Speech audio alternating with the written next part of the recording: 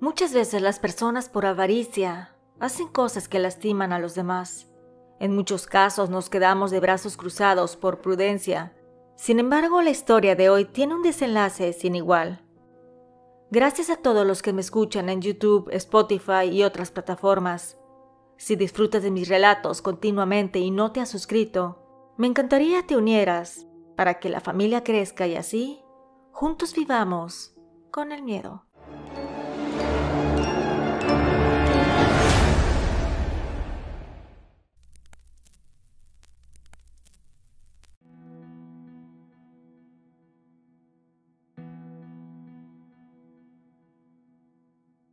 Mi nombre es Salma y quiero compartir la historia que ocurrió en mi familia, aunque no sé si compartirla sea lo más sensato.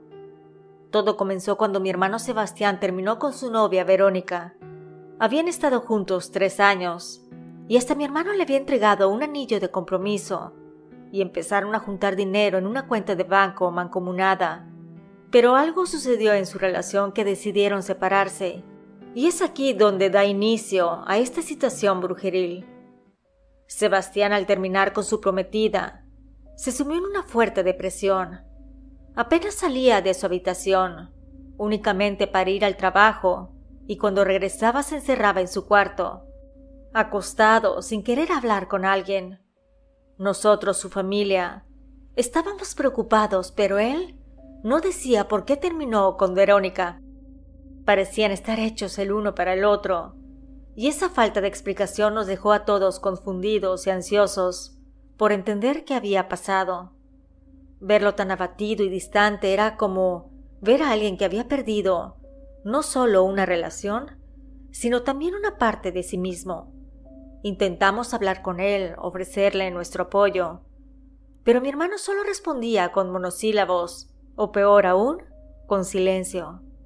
Mi madre estaba especialmente preocupada. Temía que algo más grave estuviera sucediendo, pero mi hermano seguía guardando sus sentimientos y pensamientos para sí mismo. A medida que pasaban los días, la tensión en la casa crecía. Nos preguntábamos si deberíamos insistir más en saber qué había pasado o respetar su espacio. Sabíamos que de alguna manera teníamos que ayudarlo a salir de ese estado, pero no sabíamos cómo. La situación se estaba volviendo insostenible y yo en particular me sentía impotente. Quería hacer algo, cualquier cosa, para aliviar su dolor, pero cada vez que intentaba acercarme, él me esquivaba y regresaba a su cuarto.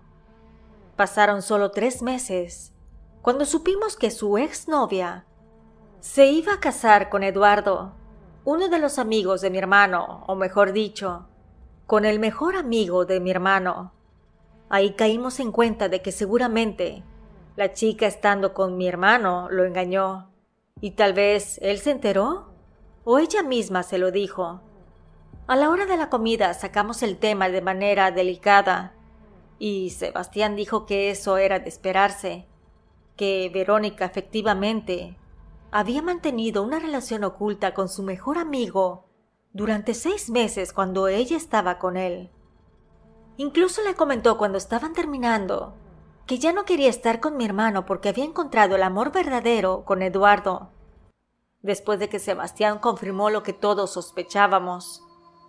El ambiente de la casa se volvió aún más tenso, aunque finalmente tenía una explicación. Saber que Verónica había traicionado a Sebastián de esa manera no hizo que el dolor desapareciera. De hecho, nos sentimos más impotentes al darnos cuenta de la magnitud de la traición que mi pobre hermano había soportado. Sebastián, al decir que era de esperarse, parecía resignado, pero también se podía ver que el peso de lo ocurrido seguía aplastándolo. En un momento de la conversación, mi madre, quien había permanecido en silencio la mayor parte del tiempo, rompió en llanto. Se levantó de la mesa y lo abrazó con todas sus fuerzas, sin decir una sola palabra.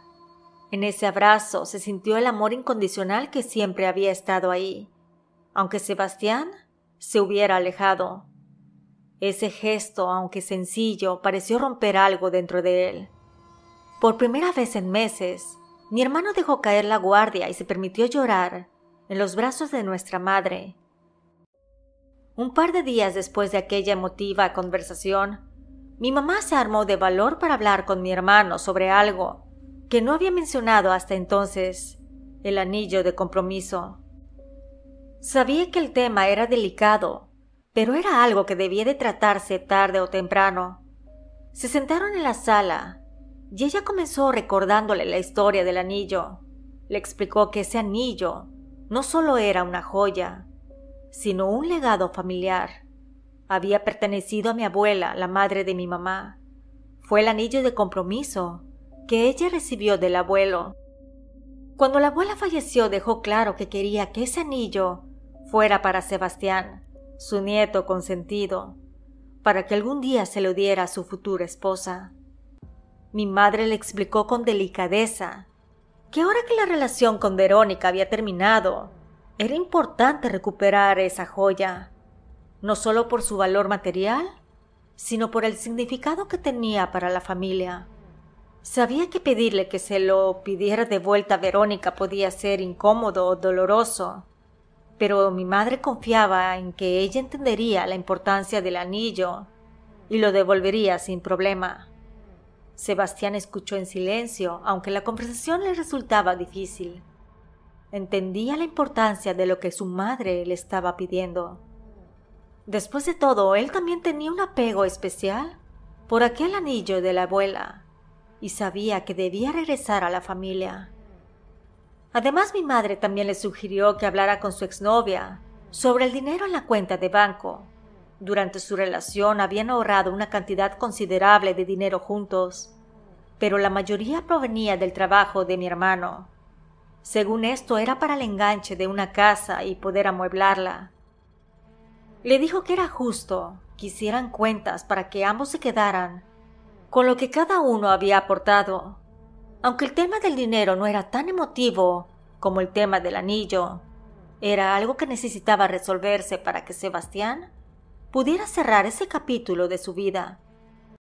Mi hermano se sintió abrumado por la idea de enfrentar a Verónica nuevamente, pero sabía que debía de hacerlo, no solo por la joya y el dinero, sino también por él mismo.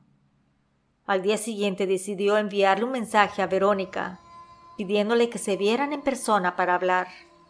Aunque la idea de ese encuentro lo llenaba de ansiedad, era algo necesario para cerrar esa etapa de su vida y comenzar a sanar. Sebastián llegó a la hora acordada al café donde se habían quedado de ver, con el corazón latiendo rápidamente. Sabía que el encuentro con Verónica sería difícil, pero no imaginaba lo mucho que sería. Cuando ella apareció llevaba una expresión distante, casi fría, y no hubo ni un atisbo de la calidez que alguna vez compartieron. Se sentaron en una mesa en la esquina, lejos de la mirada de otros clientes. Sebastián, tratando de mantener la calma, fue directo al punto. Le explicó que necesitaba recuperar el anillo de compromiso, que era una herencia familiar con un gran valor sentimental. También mencionó la importancia de aclarar la situación del dinero en el banco, que había sido en su mayoría fruto de su trabajo y esfuerzo. La exnovia lo escuchó en silencio, pero cuando él terminó de hablar, su respuesta fue tan dura como inesperada.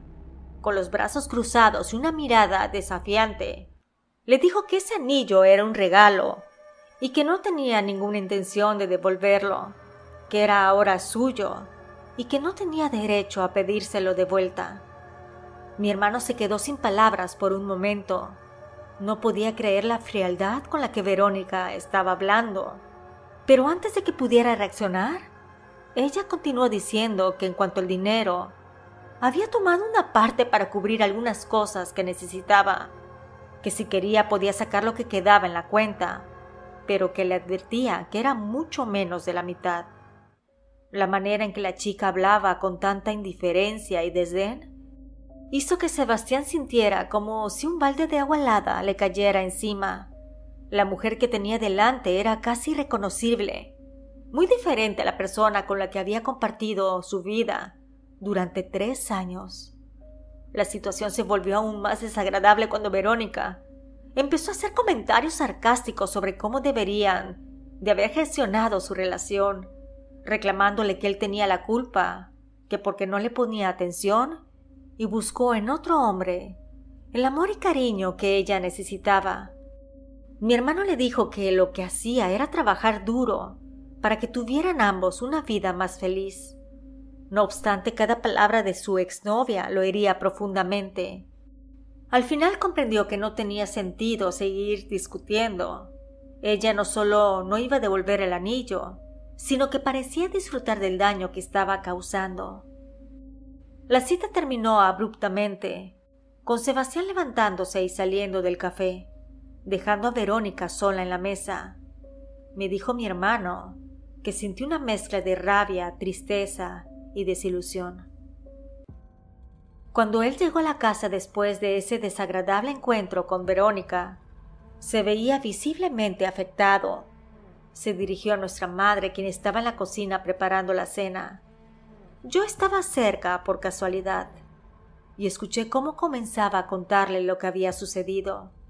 Le explicó cómo Verónica había sido grosera y despectiva y se había negado a entregar no solo el anillo de compromiso, sino también el dinero del banco.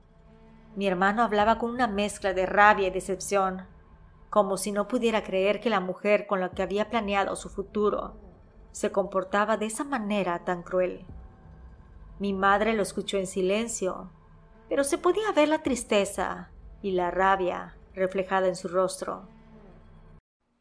Cuando él terminó de hablar, mi mamá dejó a un lado lo que estaba haciendo y con un tono firme pero lleno de dolor le dijo que iba a hablar con la madre de Verónica, que le haría entender lo importante que es que devolvieran el anillo, porque no era solo una joya, sino es un legado de la familia, y que no iba a permitir que ellos se quedaran con él.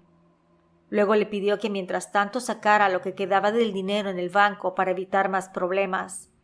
Mi hermano le respondió que ya lo había hecho, pero que lo que quedaba era muy poco, tal vez solo el 20% de lo que le correspondía a él realmente. Mi madre comentó que no reconocía a Verónica, que su comportamiento era totalmente diferente a la persona que alguna vez conocieron. Dijo que tal vez era mejor que se hubieran separado antes de casarse, porque si Verónica había mostrado esas uñas ahora, las cosas podrían haber sido mucho más complicadas y dolorosas una vez casados. Mi hermano sabía que lo que nuestra madre decía tenía sentido, pero eso no le hacía olvidar la traición y el dolor que sentía en esos momentos. Mi mamá, sin perder tiempo, llamó a la madre de Verónica, esperando que ella pudiera hacer entrar en razón a su hija. Tomó el teléfono y marcó el número. Al principio trató de hablar con calma, explicándole la importancia del anillo y lo mucho que significaba para nuestra familia. Pero la madre de Verónica no mostró ni un poco de comprensión. Al contrario, respondió de manera grosera y despectiva, defendiendo a su hija sin siquiera considerar la situación desde nuestro punto de vista. La conversación pronto se convirtió en una discusión acalorada. Nuestra madre trataba de hacerle entender que el anillo era una herencia de su madre y que debía de ser devuelto. Pero la señora simplemente no quiso escuchar.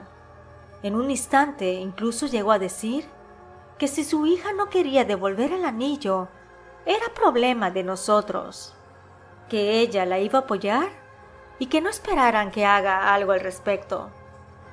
Esas palabras enfurecieron a nuestra madre.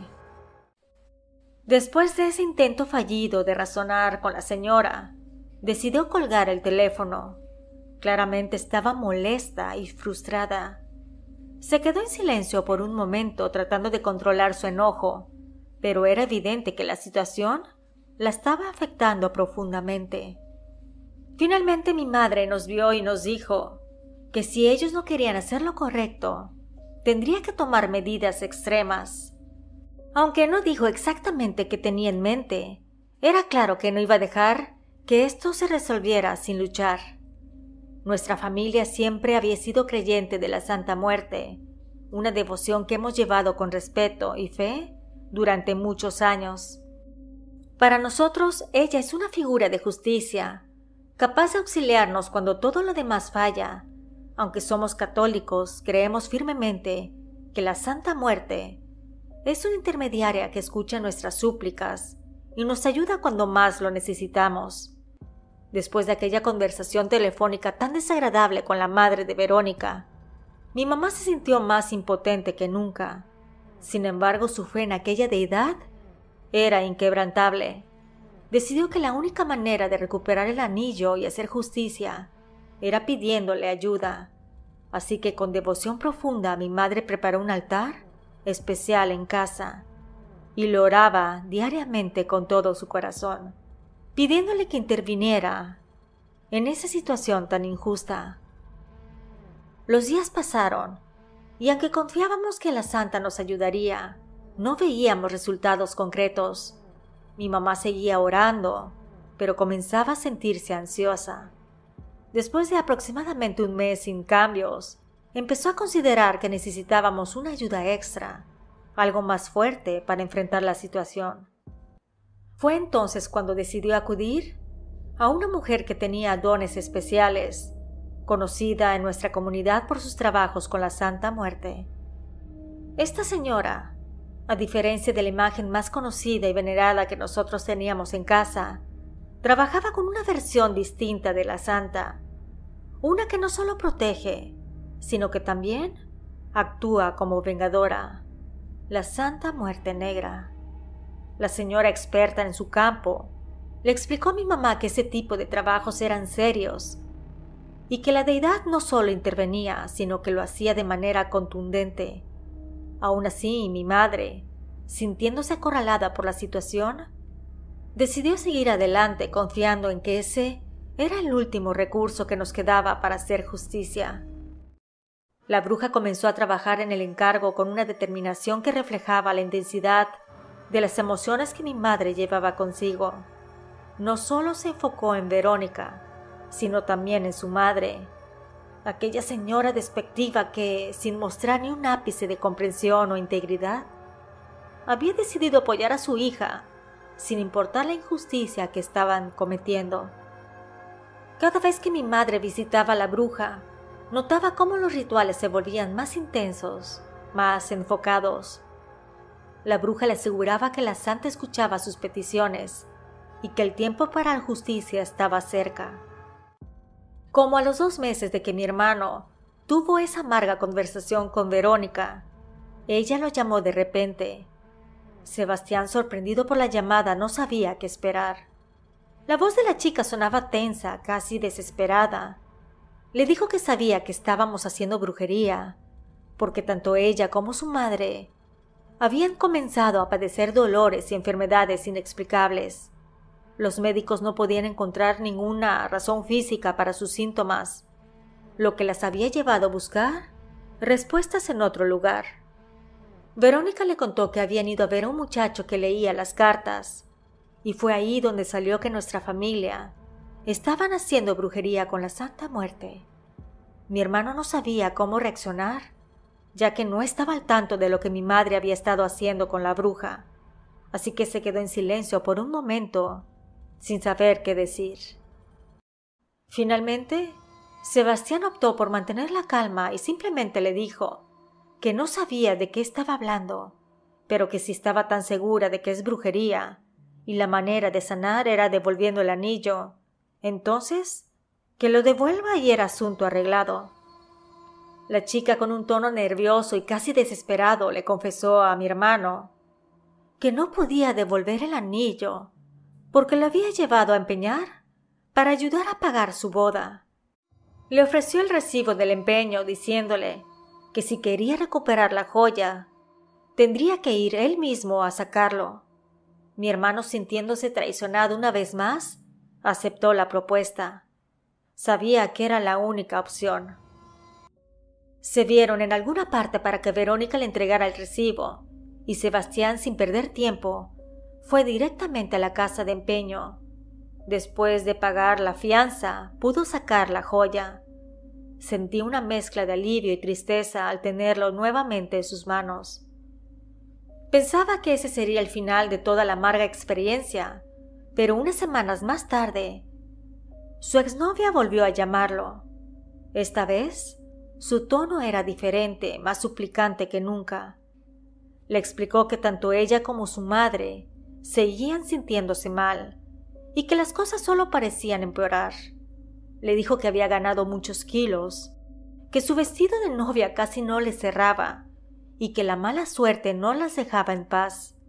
Además, su madre estaba cada día peor, con dolores que ningún médico podía aliviar. Así que desesperada le pidió a mi hermano que por favor quitaran la brujería, porque, según ella, le estaba causando todo ese sufrimiento. Mi hermano, nuevamente sin saber cómo responder, le dijo que no tenía idea de qué hablaba. Justo en ese instante mi mamá estaba cerca y escuchó parte de la conversación. Sebastián puso en silencio el teléfono y le preguntó a nuestra madre qué debía de decir. Ella le respondió que si Verónica quería sanar completamente, debía devolver la suma de dinero que le correspondía en la cuenta de ahorros. Sebastián repitió esas palabras tal como se lo indicó a mi madre, y al otro lado del teléfono Verónica se quedó en silencio por un momento y luego colgó abruptamente. 5 días más tarde, mi hermano recibió otra llamada de su antigua novia. Esta vez, su tono era resignado. Le dijo que tenía el sobre con el dinero que le correspondía y que podía ir a buscarlo a su casa. Le explicó que no podía salir a la calle porque seguía enferma, pero que el dinero estaba listo para ser entregado. Él, sabiendo que ese sería el cierre definitivo de toda esta amarga experiencia, se preparó para ir a recoger lo que le pertenecía, sintiendo que finalmente la justicia estaba siendo servida. Después de que mi hermano recogió el sobre de dinero, las cosas comenzaron a cambiar para Verónica y su madre. Poco a poco ambas se recuperaron de sus enfermedades y malestares. Verónica finalmente logró casarse con Eduardo, el mejor amigo de mi hermano, en una boda que, a pesar de todo, se llevó a cabo con el lujo que tanto deseaban. Los años pasaron y aunque la ex parecía haber logrado lo que quería, su felicidad no duró mucho. A los 5 años de matrimonio, Eduardo la engañó con otra mujer y su matrimonio terminó en un doloroso divorcio. Irónicamente, Verónica se encontró en una situación similar a la que había hecho pasar a mi hermano, sufriendo las consecuencias de sus propias acciones.